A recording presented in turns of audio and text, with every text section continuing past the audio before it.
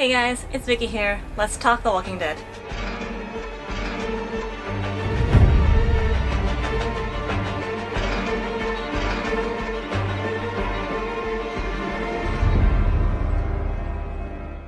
So in this video, I'm going to be talking all about the third episode of the final season of The Walking Dead. If you guys have not watched it already, I highly suggest you go back and watch it and then come back to this video to see if you guys agree on what I have to say about the episode. There's going to be major spoilers for this episode just because I'm going to be deep diving into every single scene and just talking about what I feel about each scene.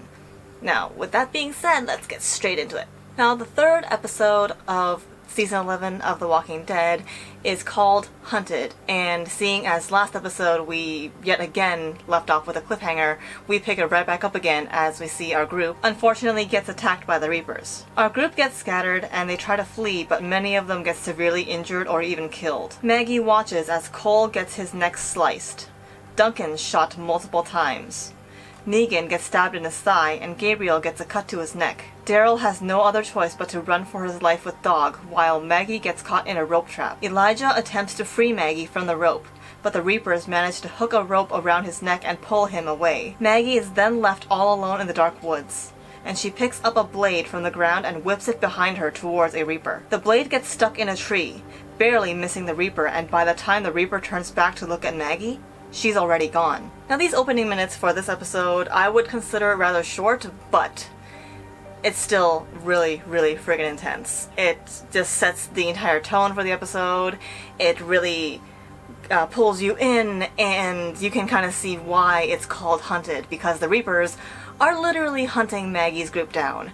And I really never expected Cole to die off so soon, as you guys kind of already saw in my death predictions video. I did not expect him to die. If you guys have not watched the video yet, I will link it down in the description below. And yeah, I did not expect Cole to die at all.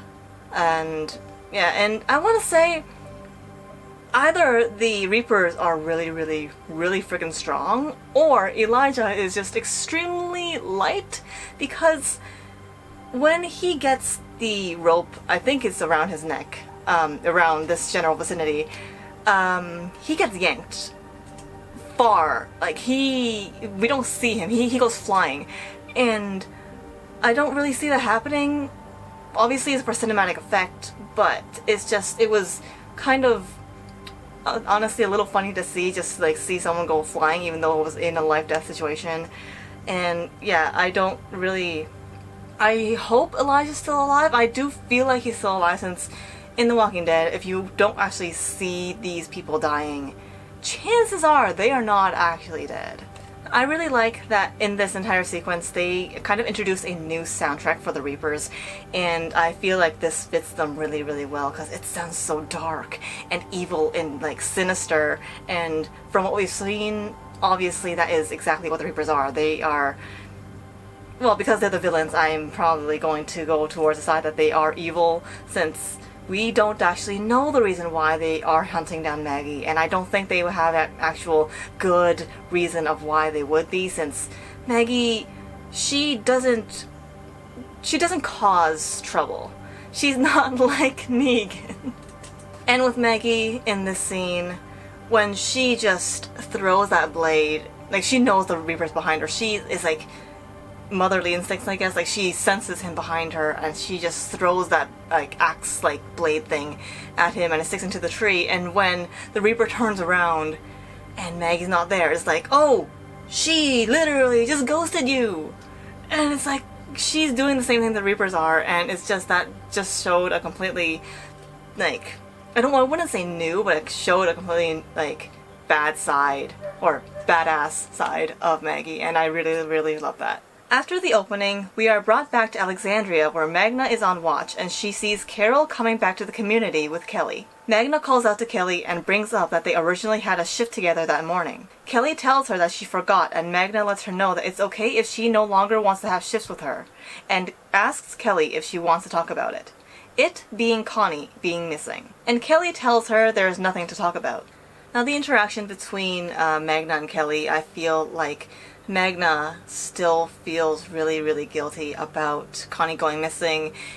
even though like she did her best to keep her hold on to Connie when they were in Alpha's horde, and like even though there was absolutely nothing that Magna could do about it, the walkers or whisperers still pushed through so that they would be separated, and like even though there was nothing that she could do, Magna still feels bad about it. And I feel like with her trying to reach out to Kelly, that like she wants to be there for her, but then she doesn't know if she still has that right, even though Kelly obviously does not blame her, but then Magna blames herself for it. And I feel like Magna would just feel better, or like she would have rathered she was the one who went missing rather than Connie, so that she doesn't have to see Kelly like all sad about her sister going missing. Now, self-blame is a really, really, really huge theme throughout all of the Walking Dead seasons. We've seen that with Carol, we've seen that with Daryl, and now unfortunately we're also seeing with Magna. And I feel that we're seeing that really obviously in the scene where Magna is literally telling Kelly that it's okay if she no longer wants to have any shifts with her. But then I feel like Magna is projecting this onto Kelly, and Kelly doesn't actually blame anyone for her sister going missing. She doesn't even blame Carol. Kelly just really wants her sister back, and she's desperate, and like that's why she's going out with Carol to search for things. Just maybe she can find a trail that leads her to Connie.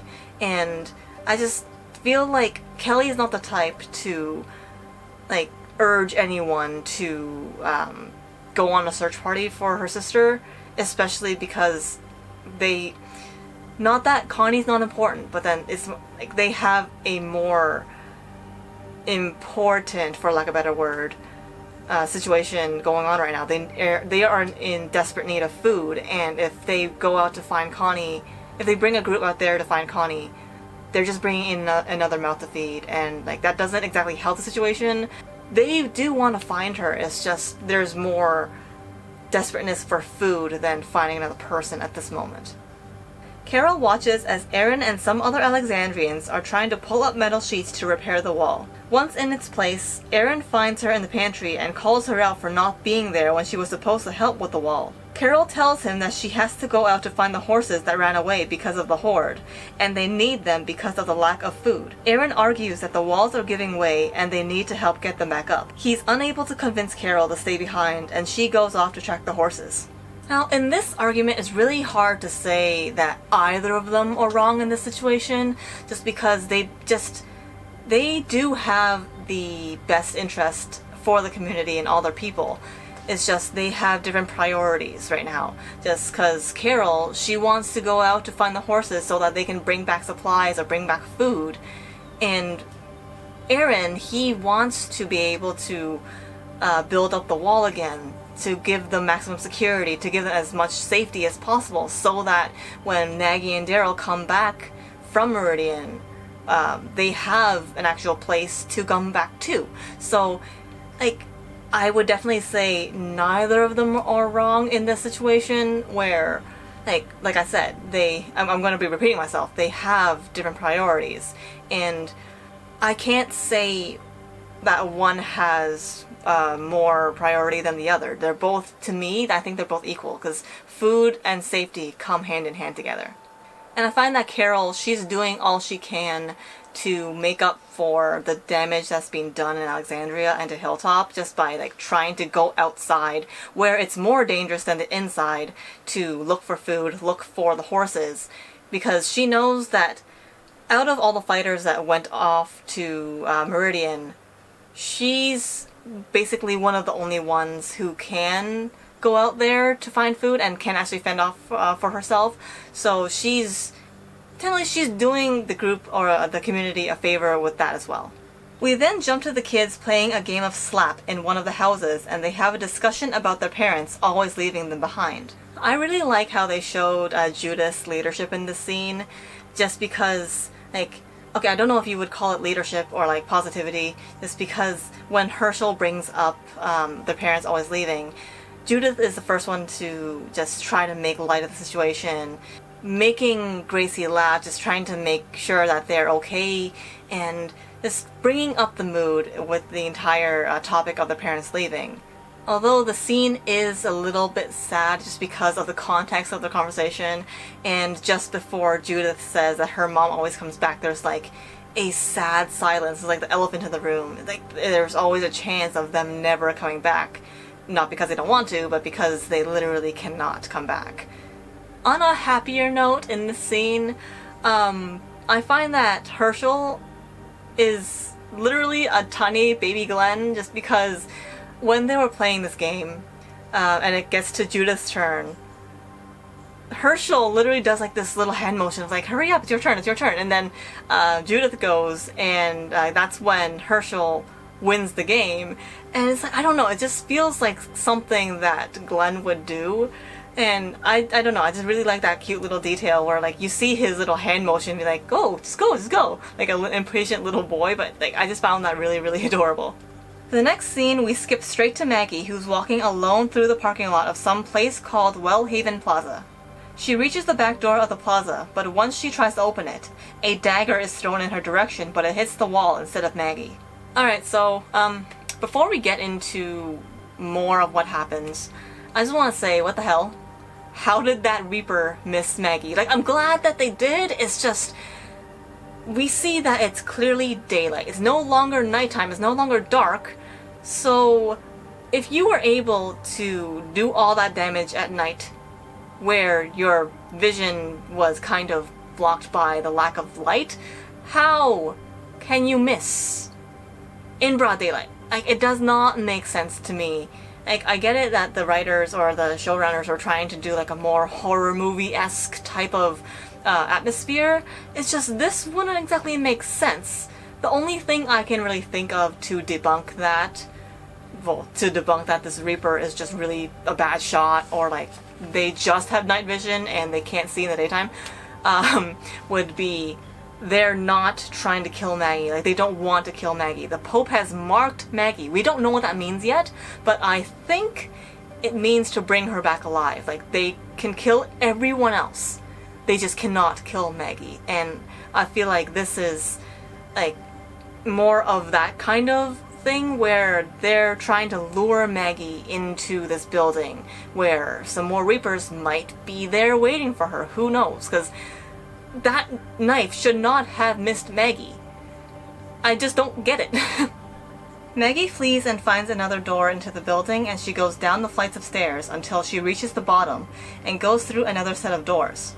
She proceeds to set an alert trap using glass bottles on the ground. Maggie continues to go through the abandoned plaza and goes up a stairwell where she is attacked by walkers. She ends up losing her flashlight during the attack and makes her way up the top of the stairs where she lights a lighter. The trap Maggie had set earlier alerts her of someone entering the building, and that's when she sees the Reaper lurking behind her. She fights off the Reaper, kicking him down the stairs only to have to run away when she hears quick-paced footsteps. Now first I want to say how smart Maggie is this episode, because she was so innovative and quick thinking when she just saw the bottles on the floor and she just knew exactly what to do. She picks up the bottles and sets them on like the, I guess like the pushing handrail bar thing on the doors, so that whenever anybody walks into the building or opens the door to go into the building, they crash to the floor and alert her of anyone who walks into the building. And I don't think we've ever seen such smart, like, alert trap setting before, and I just really, really like that they added that in. With the scene of the Reaper hiding behind Maggie and just lurking behind her, that kind of, for me, confirms that the Reapers are not trying to kill Maggie. Like, they want to bring her back to the Pope. And my reason for that is the Reaper could have easily killed her within the 3 seconds that it was lurking behind her. And I know it's like probably part of like the showrunners wanting it to be like a more horror movie type scene, and honestly it was really, really creepy. It just doesn't make sense. Like, if you're trying to kill her entire group, why don't you just do it? Why do cinematics? Well, you're on a show, so you kind of have to, but like, you guys know what I mean? Like, the Reaper was lurking behind Maggie for like a few seconds, and it could have easily killed her, like shoved a knife into the back of her skull and be done with it. But then it didn't do that. And both the Reaper and Maggie turned around to look at the bottles, or the direction of the bottles, and like that just makes me feel like they were luring Maggie into a trap, just because we did not hear these bottles beforehand, obviously, and it's like I feel like this Reaper was just there waiting for Maggie to come in, just because we didn't hear the bottles beforehand, so it must have been there before. And yeah, it's just weird. I don't know. I really don't know whether the Pope marking Maggie has anything to do with them not killing her. I really do think that's the case, though. If it isn't, this lurking behind her thing and them not killing her, or just like them having the opportunity to kill her but not doing it, that would not make any sense to me. Maggie walks through a floor of the plaza, and there are clothing hangers, display cases, and mannequins scattered around the floor. She runs into Alden, who then gets tackled by a Reaper. Okay, so I have questions here. First of all, where did this Reaper come from? Like, I know that Maggie said that they move like ghosts, but I highly doubt that they're actually literally ghosts. So in this scene, we see that Alden is coming out behind a pillar, and Maggie's like relieved that she sees him alive and he's okay. But then, like, the Reaper that tackles Alden, he comes out from behind the same pillar. It's really, really quiet in this entire plaza, and we don't hear any shuffling. We don't actually see shadows from behind the pillar that anything's moving. So unless Alden was hiding behind the pillar with a Reaper that he somehow did not know about, where did it come from? How did it get there? That doesn't make any sense to me. So unless they're literally ghosts, which, like I said, they're not. How was that possible? Another Reaper comes out from hiding and attacks Maggie. She struggles with it, but in the end stabs it in the face with a broken bottle. While it is stunned, Negan comes out and bashes it in the head with a crowbar, saving Maggie. Once that Reaper is taken care of, Maggie throws a knife at the Reaper who attacked Alden. The Reaper then pulls out 2 flash grenades, and Negan pushes Maggie to the side, covering her from the blast. When the smoke clears, they see that the Reapers, including the one that Maggie had stabbed in the face, had disappeared. They go to assist Alden out of the building, but not without Negan arguing that they shouldn't keep going with the plan to go to Meridian. Okay, so Maggie is absolutely amazing. She's super smart in this episode, and she's really, really using her brain when it comes to these Reapers, because first of all, we saw the bottle trap that she set, and that saved her life.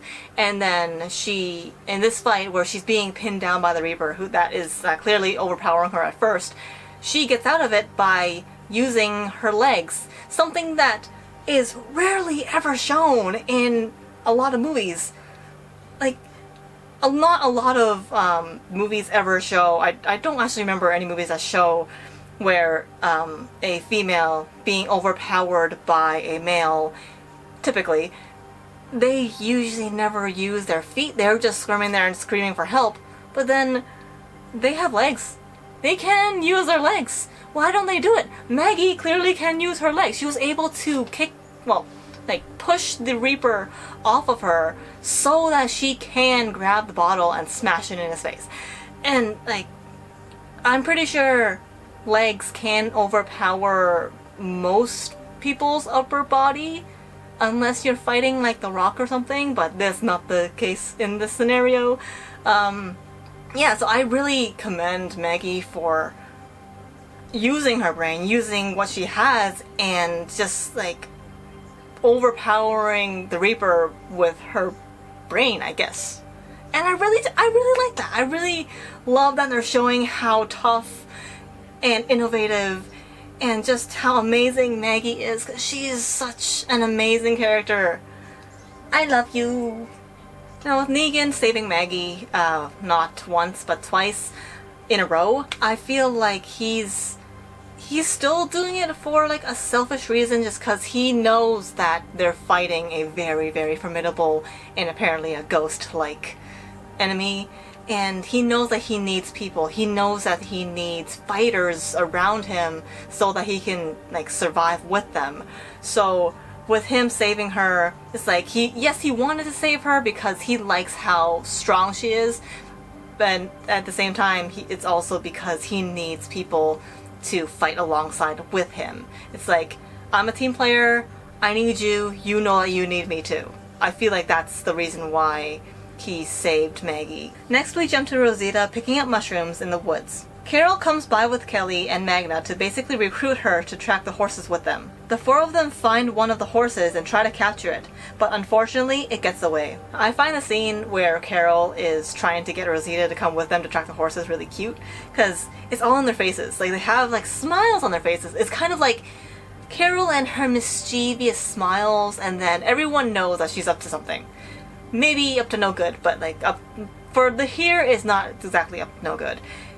They're trying to track the horses, and Rosita, her face is just like, what are you guys doing? What are you doing? And it's like, the feeling she gives off is, what are you doing? I'm gonna come too. Take me along with you. Also, I want to point out that this herding scene of the horse, not sure if herding is the right word, but the scene where they're trying to bring the horse back to Alexandria, I find that is a direct recall or throwback to season 5, where Aaron and Daryl were trying to bring back the horse they named, or the kids named, Buttons, back to Alexandria, and I just found that really cute. You guys know how much I love throwbacks, and we also saw that, we heard of that before in the scene where Aaron was talking to Carol. Like, he directly mentions Buttons and how, unfortunately, it didn't really go as well for that horse. So I really like throwbacks. Keep them coming, AMC. Keep them coming. Another thing that you guys will learn about me is that I love like soundtracks.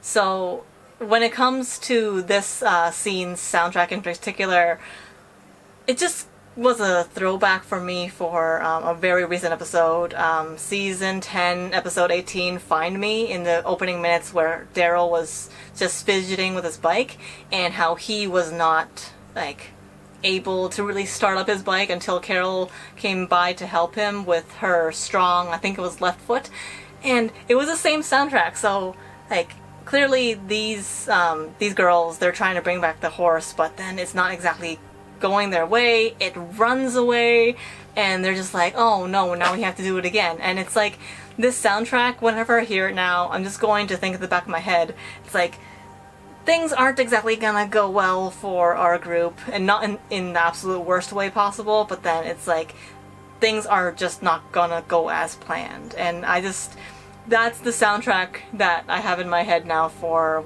like, if I hear it again, it's gonna be like, oh, they're doing something, it's not gonna go well. As the girls are trying to find the other horses, Rosita confides in Carol and tells her that she's been having dreams about Abraham, and that he's trying to tell her something. But whenever she's about to hear what he wants to tell her, he dies in her dream. Now, I feel like this is definitely foreshadowing something. It's kind of hard to tell what it's foreshadowing to, since we don't actually know what is going to happen in the future. But I do have a feeling that because it's specifically Rosita having these dreams, I think it has to do with Father Gabriel. Now, in my death predictions video, you guys already know that I think Father Gabriel is going to die. And Rosita, she specifically says that she thinks Abraham is trying to tell her something in the dream, that like there's a message for her that she has to do something. But she never knows what it is because he always dies before he's able to tell her.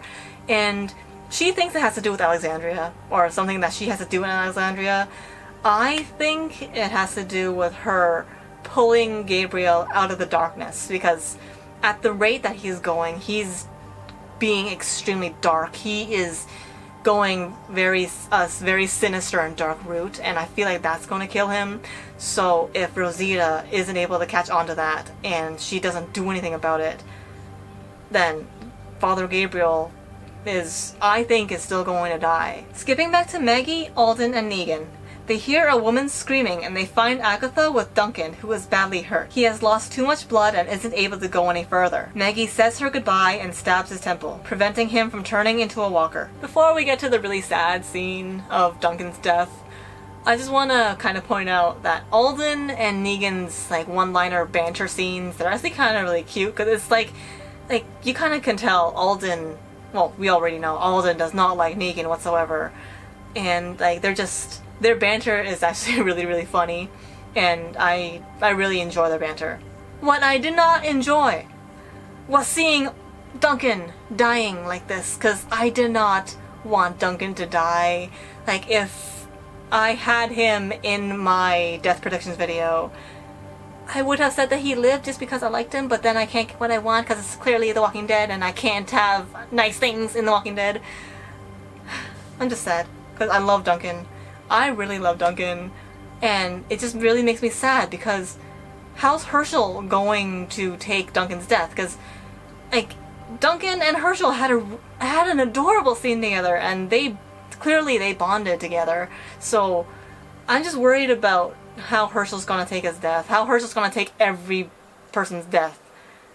Because Cole's dead, Duncan's dead, and it's just gonna be sad. It's gonna be really sad. I don't want to see Herschel sad. Jumping back to Carol and the girls, they continue to try and track down the horses, only to find a bunch of carcasses along the river. Now, just based off of the bodies of the horses, I can't say 100% that it was walkers who did this, just because, like, okay, a lot of the other horses' bodies or carcasses they're very clearly eaten.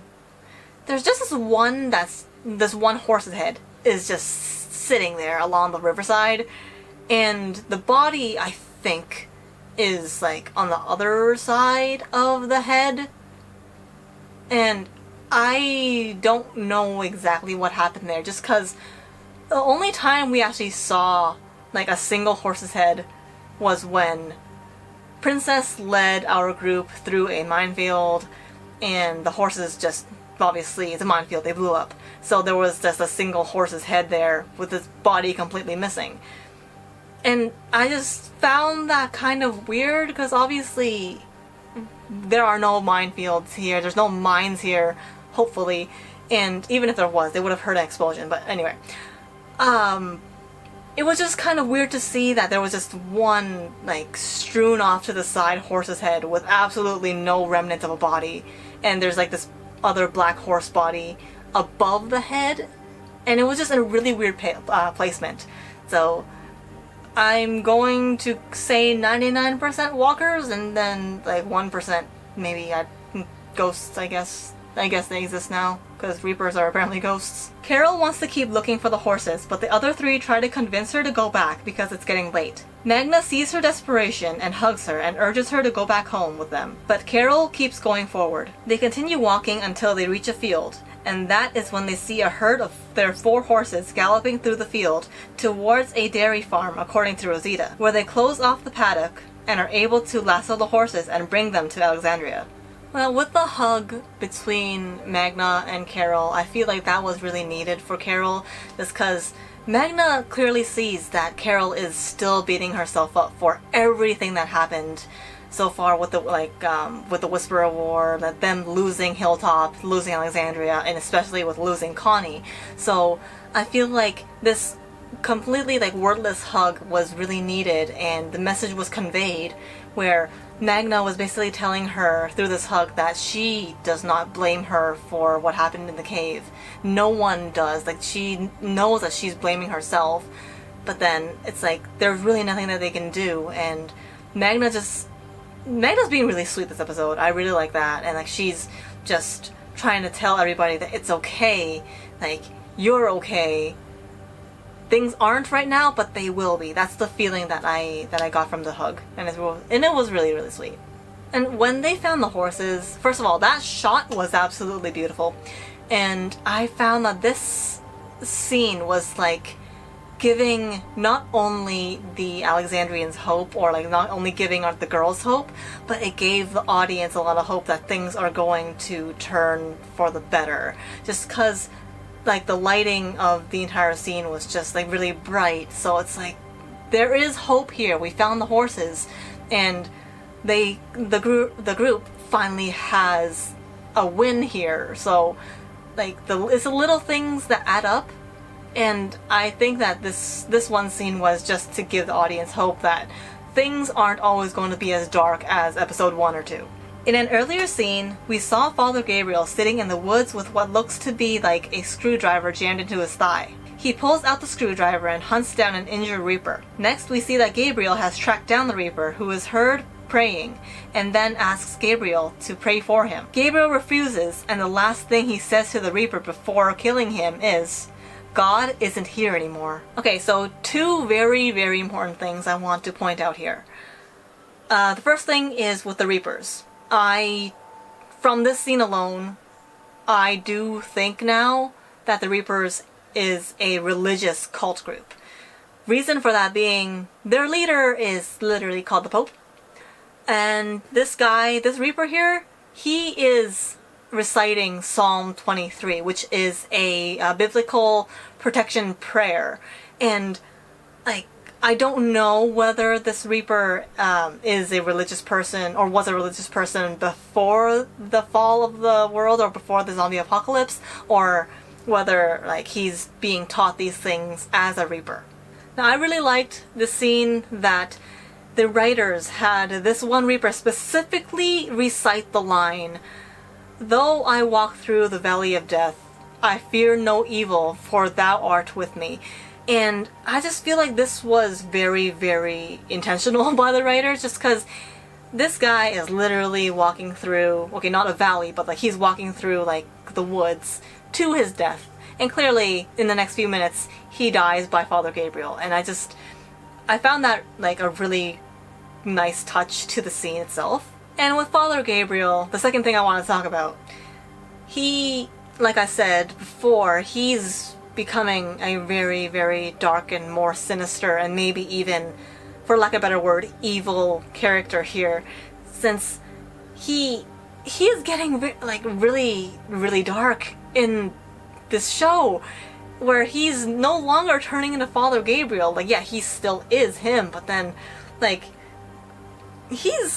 I don't know what to say about him, because I feel like he's getting into a level where he doesn't have limits anymore, where he's going to kill anyone or anything just to protect his family, which is basically everyone in the show, but he's showing it in a really, really dark and sinister way. And with him saying God isn't here anymore, it's like, that is kinda, I guess, sacrilegious? I don't know. It's still Father Gabriel, but I don't know if I can still call him Father Gabriel anymore. Going back to Maggie's crew, they have to cut through some woods filled with walkers in order to get to the supply depot. Negan then tries again to convince Maggie to change her plan, but Maggie shuts him down, making it clear to him that she will never see him as one of their people.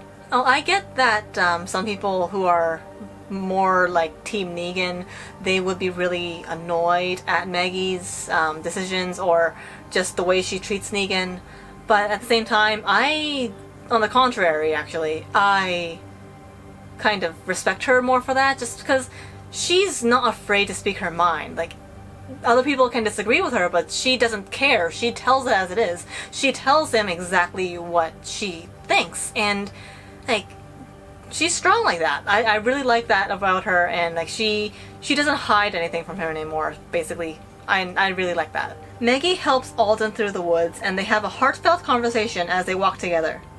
Alden realizes that he might not make it out alive and tries to say his goodbye, but Maggie stops him right away. I found that the conversation between Maggie and Alden really, really adorable, just because it felt like an older sister talking to a younger brother situation, where like she was saying, "Oh, I'll leave you here for like a few years, and here you are, you're raising a kid now on your own," and like that was just a really, really heartfelt and cute conversation. And it's like Maggie feels more hopeful now when she's talking to Alden about rebuilding Hilltop, that they're going to rebuild Hilltop together. And it's like, she doesn't want to hear Alden talking about like he's going to die or he's not going to make it. And I just feel like if Alden dies, it's like that's the last of her family here that she could not protect, because she just lost Cole. She doesn't know where Elijah is.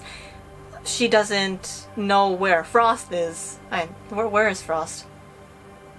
But anyway, they just also lost Duncan. I'm not sure if I said that before, but there are a lot of people that she already sees as a family that she lost in less than 24 hours ago. So, like, she doesn't want to lose any more people. So, it's like for her to have this kind of heartfelt conversation with with Alden, sorry, with Alden, it just felt really, really kind of more hopeful for Maggie. And I also like that Alden doesn't seem to be holding a grudge against Maggie for what she decided with Gage. And I'm also very glad I'm wrong, or I was wrong in my previous videos where I said that Alden might, like, change his view and, like, no longer respect or be loyal to Maggie, which that definitely does not seem to be the case at all. And I am very glad that I am wrong in that situation, because this conversation was so freaking cute. I loved it. Negan walks ahead and finds a burnt walker tied to a tree with a sign above that reads Judas.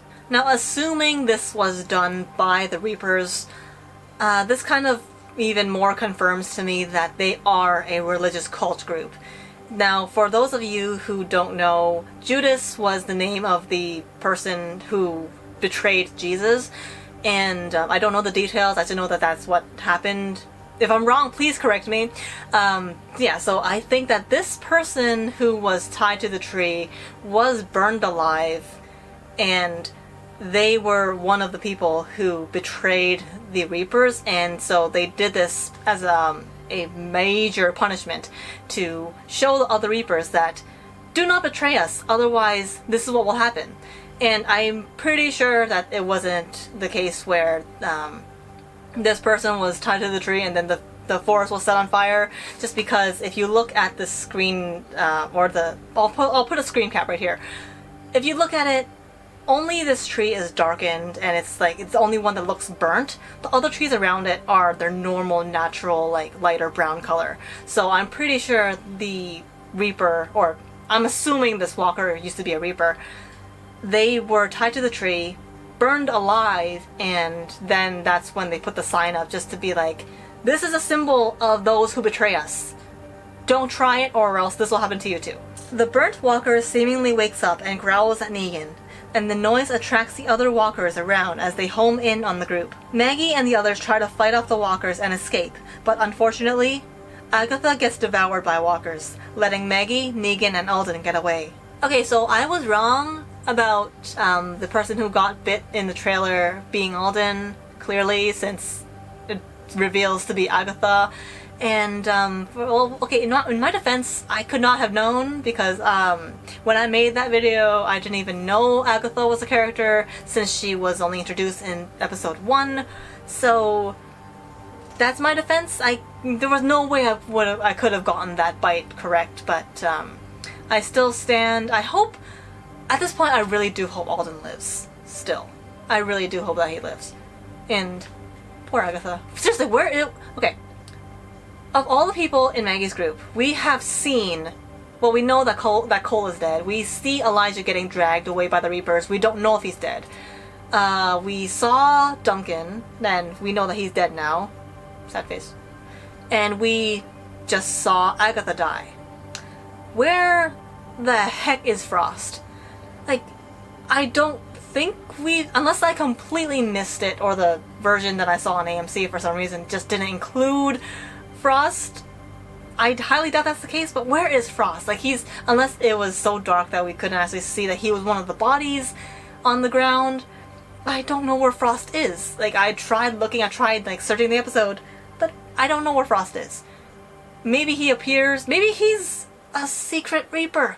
Who knows? But as of this moment, I don't know where Frost is. That's my biggest question of this entire episode. Where is Frost? Carol, Magna, Kelly, and Rosita return the horses back to Alexandria. The atmosphere in the community rises as they see this. As Carol goes on her way to lead her horse elsewhere, Magna calls out to her and basically tells her to stop giving Kelly false hope about Connie, saying that it's only making things harder for Kelly. Now, as much as I do agree with what Magna's saying to Kelly about Connie, like, I don't think that it's bad for Kelly to have any hope with finding Connie, just because, like, as long as they haven't found Connie yet, as long as she's still out there, there is still hope of her finding her sister, because Connie is not a weak character. She's a strong superhero character, basically, and she is able to fend for herself. So I don't think, like, as much as Magna wasn't wrong for telling Carol to stop giving Kelly false hope, I don't think it's wrong for Carol to keep telling her the things that she is either. Carol brings her horse to an empty stable where she lays it down and then slices its neck to drain it of its blood. Aaron comes in and finds what she's doing, then helps her with the task. Now, this scene was really short, but it was also really brutal to watch, just because, honestly, it kind of gave me Terminus vibes, where, like, people, literally, people were getting their necks sliced, and, like, that was just to, I think the right term is called bloodletting, correct me if I'm wrong, but, yeah, this one part just kind of reminded me of Terminus with the evil Terminus cannibal people, but this is a horse, so it's different, but it gave me that feel. But anyway, like, this scene, it was really hard to watch, and you can clearly see on Carol's face that she does not want to do this, but she has to. Before we saw that when Carol was trying to hunt deer, she told Daryl that the deer could feed 200 people. This horse was much bigger than that deer that they found. So it could probably feed 400 people. It could feed the community for multiple days.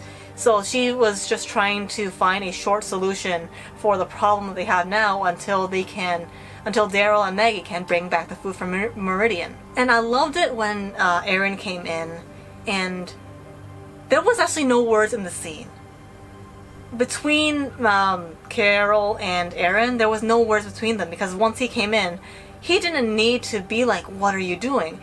He saw and he knew exactly what she was trying to do, and he wasn't bewildered by it. Well, he might have been a little bewildered by the scene of her just, like, cutting this horse's throat open, but he knew what she was trying to do, and right away, without hesitation, he just steps in and tries to help her with it. And, like, as much as both of them did not want to do this, they knew that they had to. And it was so sad because the horse was struggling and it was suffering, but I don't know. The next scene jumps to the kids, and Judith is bringing them a plate of horse meat. Herschel advises them to take really small bites and to chew it fast, reassuring them that it isn't really that bad, adding in that it's not like the spiders. Now, I found the scene really cute, and again, Herschel reminded me of Glenn, just because he saw that they were not comfortable with eating the horse meat, and, like, he just tried to reassure them that it's okay, it's better than a lot of things, it's better than the spiders, but I'm pretty sure he could have done without telling them about the spiders, since Judith's face is just like, ugh. You ate spiders? And that, like, the entire scene, like, okay, all the scenes with the kids is so freaking cute. I love them so much. I want more. I want more scenes with the kids interacting, and just, I love Herschel. Rosita is outside with Coco, showing her the horses where she sees Carol washing her hands of the horse blood in the distance. Now, in the scene, there are barely any words between Rosita and Carol. The only words exchanged are between Rosita and Coco, and it's really, really, it's a really cute scene between Rosita and Coco, because she's just like, pet the horses, they're fine. And, like, the look on Rosita's face when she looks in the distance and sees Carol, it's like, it's either she remembers how important Carol is, or, like, she realized how important she is, because she's doing the things that no one else wants to do. She's doing the things that she has to do, but no one else wants to do it. And it's like, that look of recognition is just all we needed to see. Magna is sitting outside the church, and Kelly comes out and sits beside her, hugging her and rubbing her ear affectionately. Carol then comes by to take Kelly out on another search. Now, this scene is really small, and I really like the small snippets that they're giving us of Alexandrians. With the scene that Kelly comes out and she hugs Magna, and, like, she's just rubbing her ear like that, it was really cute just because in an earlier scene when they were trying to herd the horses, Magna tells Kelly that if a horse lets you rub its ear, that means it trusts you. And with Magna letting Kelly, like, rub her ear like that, this sounds weird, but it's like Magna is willing to be Kelly's horse in the aspect of she's willing to carry her when she's down. She will carry her burdens when they become too heavy for her. That kind of way. And like I just found that a really nice touch and a really cute detail that they did. Maggie, Negan, and Alden are on the road when it begins to get dark, and they take cover in a church. Once inside the church, Maggie tells Negan that she knows he wants to leave Alden behind, but she shuts the idea down without Negan even saying anything. Alden encourages her to leave him behind because he knows that he's slowing them down too. In the end, Maggie makes the heartbreaking decision to go on without Alden, and she leaves him behind in the church, but not without giving him a knife and blocking out the door so that no one can get in. Now, in the scene, it was a really, really heartbreaking scene to watch. But I just still really liked that they're showing how trusting Alden is of Maggie, because he tells her, he's basically convincing her that she has to leave him behind, and basically telling her that he trusts every decision she makes will be a good one. And I feel like that really emphasizes that even though he really, really, really disagreed with her decision on letting Gage die, that at the end he saw that it needed to be done at the time. And like, I just really love how loyal and trusting Alden is towards Maggie, because right now I feel like Maggie's doubting herself at this moment, because she's literally watching everyone die. She's leading people to their deaths, literally, because of this plan to go to Meridian. And I feel like, in a way, it's like Alden might see that Maggie is like caught in between a rock and a hard place, where she knows that she's getting people killed. She has gotten people killed because of this plan. So like, with Alden telling her that he knows that she will make the right choices because he trusts her like that, it's like she's trying to build up her confidence as a leader, because I feel like Maggie is definitely second guessing herself after losing so many of her people. And it's like she might be thinking, maybe Negan's right, maybe I should be listening to him, but she doesn't want to. And obviously Alden knows that she doesn't want to listen to him, so maybe Alden's just making it in a way where he's telling her that she's making the right decisions, and she's listening to herself rather than listening to Negan. And she's taking all that into consideration, and at the very end she makes the heartbreaking decision to leave him behind. And she really doesn't want to. You can see it. She really doesn't want to leave him behind. But at the end of the day, she knows that that's the only thing that she can do if she wants this mission to succeed. Also, during the scene when Maggie calls out Negan that he wants to leave Alden behind, he doesn't deny it. And when Maggie says in the scene that she thinks that everything that happened is his fault because he's destroyed everything that they built, Negan also doesn't deny that or fight back on her. And I don't think it's because he agrees with what she says, but I think it's only because he knows that if he opens his mouth, if he fights her on it, that's all it's going to be. It's going to be an argument. It's going to be a fight. And Maggie's not trying to really pick a fight right now. She's just like frustrated. She's voicing her own thoughts like she does. And so when Negan doesn't actually deny it, it's not because he's admitting it. It's more like he knows if he fights her on it, nothing's gonna go well. And basically, she said what she said because she truly believes it, and there's no point fighting Maggie on what she truly believes. And even when Negan gives his knife to Maggie, he doesn't say anything, and right after he gets up to block off the doors, it's like he already knows what Maggie wants. So it's like him watching her and knowing how she is, he's starting to learn a lot about her, and I think that's making him gain more respect about her as well. And I really hope that it's respect and not like Negan planning something evil. I hope that's not the case. Negan? And the last thing I want to point out in the scene is right before Negan and Maggie leave the church and Alden behind, there's a really cute discourse between Maggie and Alden where Maggie tells him that he better be here when they get back, and then Alden, he responds back with, "You better come back." It's just, there's a little bit of like a spark of hope in this long dark tunnel that they're going through, and I just found that like a really cute banter between the two just before they leave Alden behind, and I really like that. The last scene of this episode is of Negan taking out a walker with a crowbar, and Maggie goes off with him to the supply depot. Okay, so in this small scene, there's this one shot of the crowbar, the bloody crowbar that Negan had hit the walker with, and Maggie staring at Negan.